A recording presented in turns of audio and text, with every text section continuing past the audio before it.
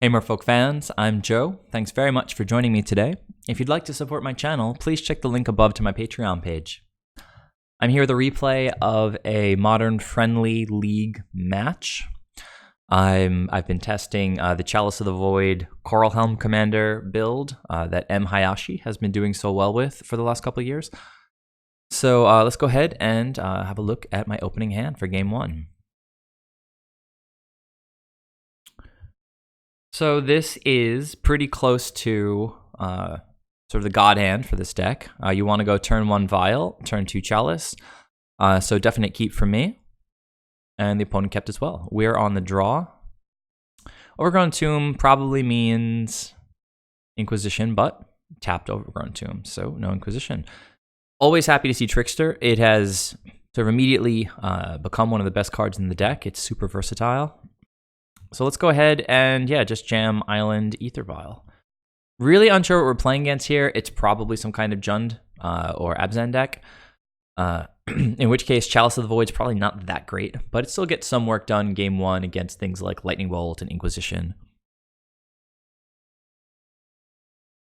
Oh, but I think that the opponent just suspended a search for tomorrow, so I guess it's actually Bring to Light Scapeshift. They're trying to get multiple colors online so they can cast Bring to Light. Okay, another tap land. It's a slow opening from the opponent. I know that Chalice doesn't really do anything against this deck. I think the only thing it can hit is basically Lightning Bolt. It was nice drawing another island because I guess, let's see, we can just pass and play Trickster at the end. So opponent plays a mountain. They've currently got access to 3 colors. And we see a hard cast Search for Tomorrow, so they are ramping pretty hard. They're going to have another one coming off Suspend at the beginning of next turn. Let's get Trickster in here and start beating the opponent down. Alright, so there's a Mutavault. It's another creature. I'll throw this Harbinger down because there's really not going to be anything to bounce this game. And yeah, we'll get in with Trickster and hopefully avoid something like an Anger of the Gods next turn. Not all Bring to Light decks main board Wraths. Some have a singleton. So I'm going to go ahead and play this AEther Vial here. Some of them play a singleton Verdict that they can Bring to Light with, and then they'll play like some more Angers in the sideboard or something. But our only hope in this matchup is to just get a crazy board and win quickly. I don't know if this matchup might be a little bit better for us than regular old Titan Shift decks. But Scapeshift is always a difficult strategy for us to deal with. This build has no counter spells in the main deck, so if they get a Scapeshift with 7 or 8 lands, pretty much game over for us. Alright, so access to 4 colors, 5 mana for, let's see, red, blue. No, actually, they have green and black on 1, so they can only get 3 colors right now. But they're just getting Hunting Wild, so this card ramps like crazy. Any 2 forest cards, so they get 2 breeding pools, which turns on Island Walk, but doesn't really matter. If we get this Lord down, we get to swing for 11 next turn. I'm sorry, actually it's 12, right? It's, yeah, 12. But, let's see. A Faerie Conclave, it's a creature. We're going to activate Mutavault here, and it's a 2-turn clock regardless, so there's no real reason to get the Lord down here, I don't think. On second thought, let's see. If we put the Lord down, we're swinging for 12. We're going to have the Faerie Conclave next turn. We'll still have our Mutavault. This is if they Wrath our board. They have access already to 7 lands. Another land plus Scapeshift is just game over. So I think I was thinking just do as much as possible, basically. Throw the Faerie Conclave down and just see what the opponent has. You know, it's if they have the Scapeshift, there's a Search for Tomorrow. Crossing fingers. All right, well, we didn't get our board wiped and they didn't cast Scapeshift. So Trickster doesn't do much here. These blue versions of Scapeshift do tend to run stuff like Cryptic Command.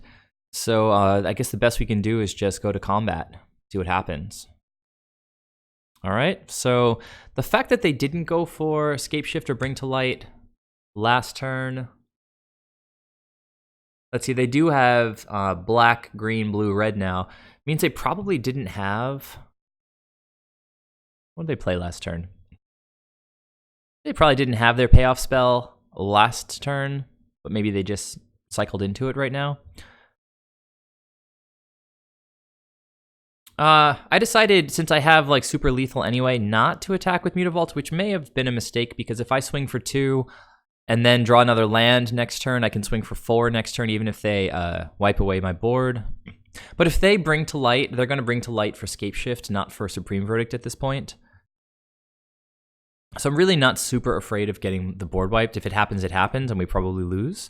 But much more likely is just Scapeshift. All right, so they go for Farseek. I actually put Chalice of the Void on 2,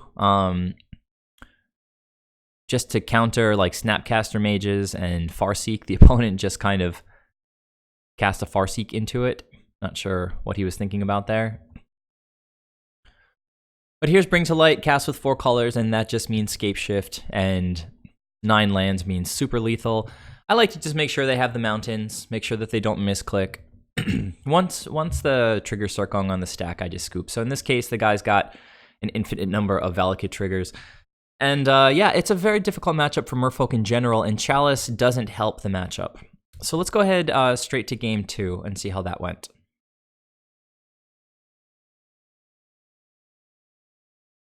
All right, back for game 2. I'm going to be on the play this time.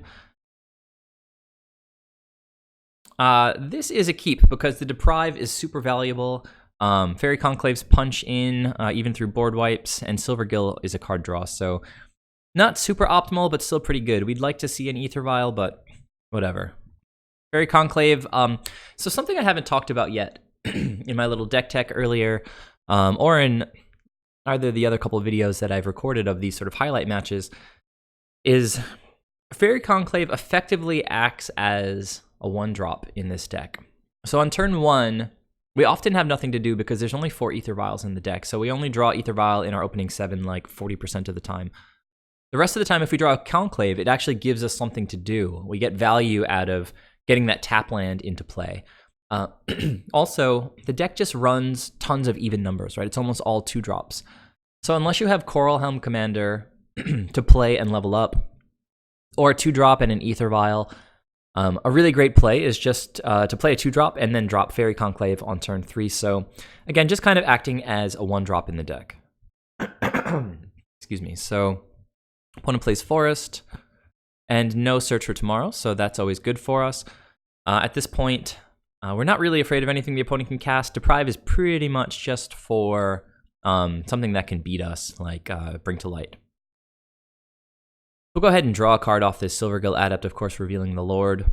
Relic. Okay, so sorry, I forgot to show you my sideboard plan.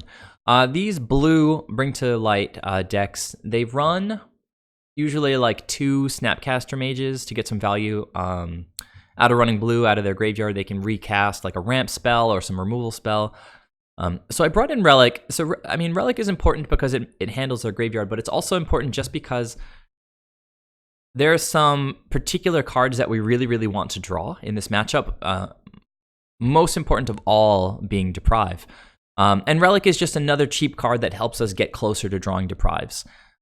So here you can see I took out 4 Chalices, 4 Harbingers. I took out the 1 main deck Echoing Truth, and I took out 3 Dismembers. So I took out 1, 2, 3, 4, 5, 6, 7, 8, 9, 10, 11, 12 cards.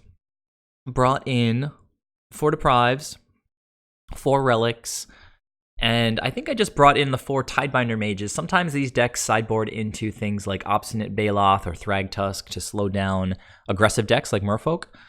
So if they did bring those things in, then Tidebinder Mage is going to do good work. Either way, it's going to just do better work than Harbinger. So a pretty easy switch. So one more time, 1, 2, 3, 4, 5, 6, 7, 8, 9, 10, 11, 12 cards out, and then 3 play sets in. We've got Tidebinder Mage, Relic of Progenitus, and of course Deprive. Okay, so for the opponent's second turn, we see Sakura Tribe Elder. So that unfortunately slows our sort of damage push down a little bit. Although the opponent has an island, so of course a good option here is the Island Walk Lord. But let's see. Went with Coralhelm Commander. It's possible. There's many situations with our deck where there's like 50-50 decisions. Getting an early Coralhelm Commander down and leveling him up can be really, really good against decks that run things like Anger of the Gods, because 4 toughness just doesn't really care about things like Lightning Bolt and Anger of the Gods. So I decided just to throw this guy down and level him up right away. I'm going to attack with Silvergill Adept because if the opponent wants to block, I mean, they might make a mistake and actually trade, but they're just going to prevent the damage and then go get a basic land. So here is a Steam Vents. The opponent plays it tapped, so I decided, again, just to continue this plan, and I make Coralhelm Commander a 3/3 here. Get in for 5, and just go to the end step. It's sort of getting to the point where I might want to cast Deprive. If the opponent has a 4th color here, or even just with these 3 colors, they drop any other land, they can cast Bring to Light. So, let's see. A tapped Breeding Pool. Not a lot of action from the opponent here. Another man land is very nice. The Mutavault with 5 lands allows us to activate a Conclave and a Mutavault and attack for 4, even with an empty board. We haven't really needed to play the Relic yet. All right, so the opponent let me get to level 4. That means that the Coralhelm should be pretty safe against anything except like a Supreme Verdict. So I'm getting in for 7 here. If this gets through, I'll definitely have lethal next turn. So the opponent is going for Cryptic Command, bouncing my Coralhelm. Now, this is a little bit of a tricky spot because we have a pretty large investment in this guy. We were playing around Anger of the Gods and Lightning Bolt. Fortunately, Deprive gives us an option of keeping Coralhelm on the board. So even though, let's see, even though I was saying before that Deprive is pretty much for things that are going to lose us the game, basically in this deck, Scapeshift or Bring to Light. In this case, we're pushing so much damage and we'll have lethal next turn. They're still off a lethal Scapeshift next turn. They only have 5 lands currently, and they need really 8 if we're at 20 to get us with just a Scapeshift. So I feel good in this spot about countering that, pushing the 7 damage. Okay, the opponent goes down to 8, and let's see, with this 1 extra mana here, I can cast the Relic, trim the opponent's graveyard, and hopefully just threaten to get rid of this Cryptic Command. So there's the 6th land. This deck doesn't run Primeval Titan, so the 6th land is not really hugely threatening. If you notice, they still only have access to 3 colors. These Bring to Light decks only run like singletons or maybe 2 copies of their 4th color. So you definitely want to leave Spreading Seas in the deck, because if you can take them off their swamp or their plains, they can never resolve a Bring to Light with 4 colors, basically. So let's try to get rid of this Cryptic Command and see if we can prompt a response from the opponent. We see a Snapcaster Mage targeting the Cryptic Command. Seems like a good time to crack the Relic. I do, in response to the opponent targeting the Cryptic Command, and it goes away. So the opponent is not going to be able to cast that particular Cryptic Command there. I drew another Island Walk Lord, which is pretty awesome. Play that island. And let's see. I might as well play one of these out, get Island Walk, make it that much harder for the opponent to really do anything. At this point, I can just go to attacks with these 2 creatures for lethal. If the opponent Cryptics, I can always just activate Mutavault and push 4 damage with Island Walk. So looks like I just went all in. I guess they could have had another Cryptic Command. So what was I playing around here? If I went to combat and they just bolted the Lord, this guy would be a 3/2. They could trade with Snapcaster. They didn't want, I don't know. Didn't want the option if they don't have the Cryptic, they do have like a Bolt or something, just to try to absolutely push lethal this turn. Again, sort of 50-50 decisions. The opponent didn't have the second Cryptic Command, and we took game 2. So pretty solid. You see how good Coralhelm Commander can be as a 4/4 flyer that buffs all our creatures. Let's go to game 3, see how the match closed out. All right, back for game 3 against Bring to Light Scapeshift. Check out the opening hand. This is pretty nice. Pretty nice. We got a couple man lands. We can disrupt their colors. Draw some cards. All 3 spells here draw me a card, so that's great value. The opponent kept as well, so let's see how it goes. Thumping Ground, starting the clock ticking, taking him down to 18, and we're going to see a suspended Search for Tomorrow. I do have a turn 1 play with Relic, so that's nice. I can't open with Faerie Conclave, but that can come on turn 3. Okay, opponent is spending another Search for Tomorrow. They play a Misty Rainforest, so ramping pretty hard. Deprive is awesome. It's the best card for us in this matchup. Provides the absolute best insurance against their win conditions. Silvergill, revealing Silvergill, and drawing another land. So we're pretty happy with 5 lands here. We're going to be able to activate and swing with both of our man lands. We don't really want to draw many more lands at this point. Let's go ahead and trim that Misty Rainforest that the opponent cracks on my end step. So one of these is going to come off this turn. They're probably going to hit their 4th land.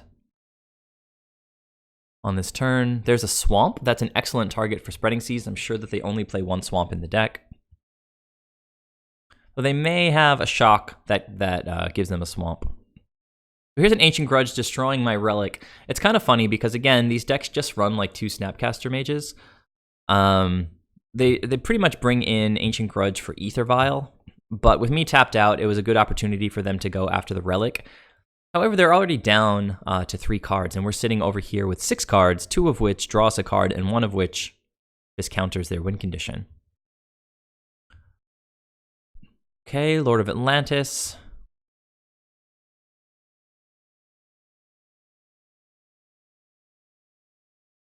Just going to attacks with Silvergill Adept here. Second main, we can go ahead and play Spreading Seas on that Swamp, as I was mentioning. And Tidebinder Mage, decent. It's another body. Really keeping them off of that 4th color is pretty massive. I take this opportunity to play the Faerie Conclave, as I mentioned, kind of acting as a 1-drop, with us having nothing else to do after playing a 2-drop.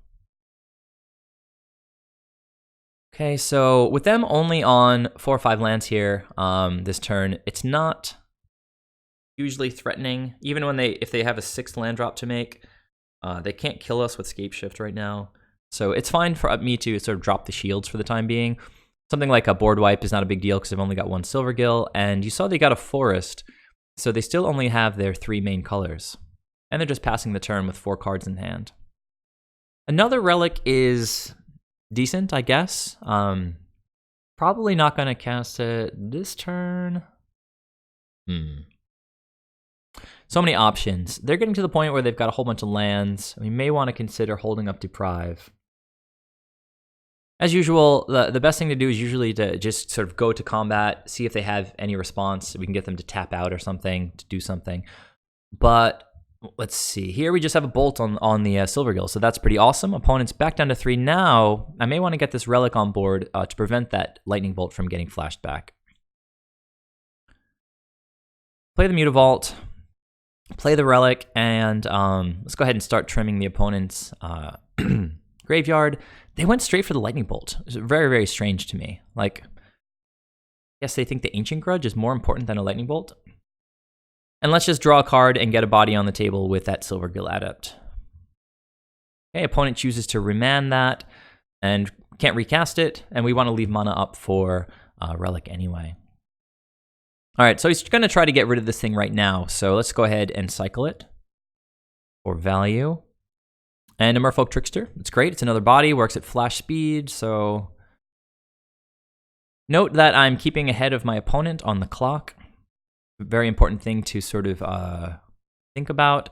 Opponent's at 6 lands now. So Core Tribe Elder will put him to 7. They do need to get to 8 for a lethal Scapeshift, and they do need to be able to play around Deprive. So here I'm going to go for that Silvergill recast. And at this point in the game, play that second Faerie Conclave. And it's definitely time to start leaving up mana. Trickster makes that easy, because if they don't go for Bring to Light, then I can just flash in Trickster on their end step.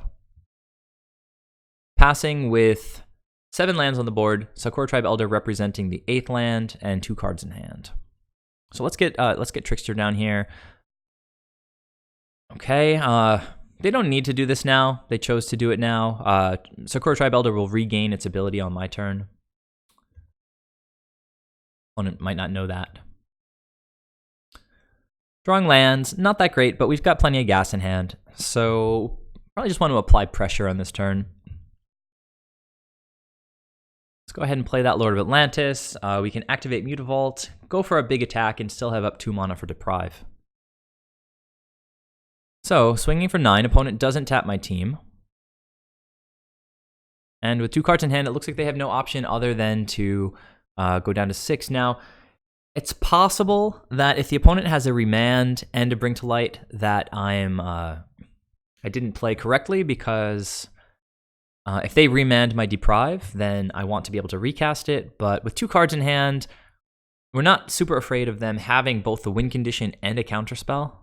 If they had that already, they probably would have gone for it last turn, which means they'd have to top deck one of those pieces. And again, you shouldn't play around sort of top deck possibilities. Anger of the Gods is sort of fine, right? We don't really care about Anger of the Gods. If he followed that up with Scapeshift, I would just lose the game.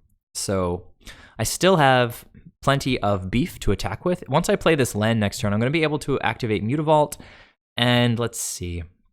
I need 3 for each. Faerie Conclave, 1, 2, 3. 1, 2, 3. I don't think I'll be able to attack with all these guys next turn, but I can still push 4 damage. Opponent plays a land, is down to 1 card in hand, so feeling really, really good about this spot. Play my land. Okay, cast Coralhelm Commander here. It wasn't going to be a 1-turn clock anyway. So we can just activate Mutavault, swing in, hopefully put the opponent to 4. All right. And then I'll level him up once and just leave Deprive up. Opponent has to have answers at this point. I have multiple combinations of lethal next turn. So they go for Bring to Light with 3 colors, and I'm not really afraid of that. So I just let that resolve. Maybe it's another Anger of the Gods. But no, it's a Worldly Council. I had never seen this card before. So you got all these guys in the art sort of researching.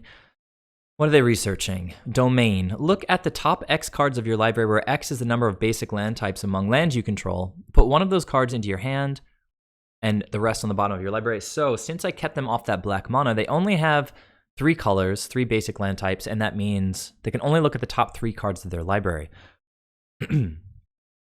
Worldly Council lets them keep one of them. So let's see here. Well, they just passed to my turn, so they didn't draw Scapeshift, which means they might have drawn something like Cryptic Command, but we've got that covered with Deprive. All right, so let's level this dude up, make him a little bit beefier. So let's see, any 2 of these attacking creatures is going to be lethal, and we've got Deprive back up. So what did he find off this Worldly Council? Izzet Charm goes after the Faerie Conclave, which is fine, because as I mentioned, any 2 of these guys is lethal, so that'll resolve. And the second card in the opponent's hand is a second Izzet Charm. He may have been thinking that this would get him another turn, but as it goes, I have Deprive, and he's now tapped out, so that is the game. We're getting in with Mutavault and in with Coralhelm Commander. So yeah, that was the match against Bring to Light Scapeshift. It is still a difficult matchup, but if you play it intelligently, good sideboarding, don't overextend into board wipes, we can get there. As I mentioned, they only play 1 or 2 copies of their splash sort of 4th color. And if you can keep them off of that with Spreading Seas or something like Tectonic Edge, then it's going to be really hard for them to win the game. They basically just have to draw Scapeshift. And with 4 Deprives in the deck, we can usually do a good job against that. I think that these Bring to Light versions only run like 2 Scapeshifts. So if we can defend against those while keeping them off their colors, we have a good shot at winning. So thanks for tuning in, guys. Please leave any comments you have down below. Subscribe if you haven't already. Please check out my Patreon page if you'd like to support these videos. And I'll catch you next time. Thanks a lot.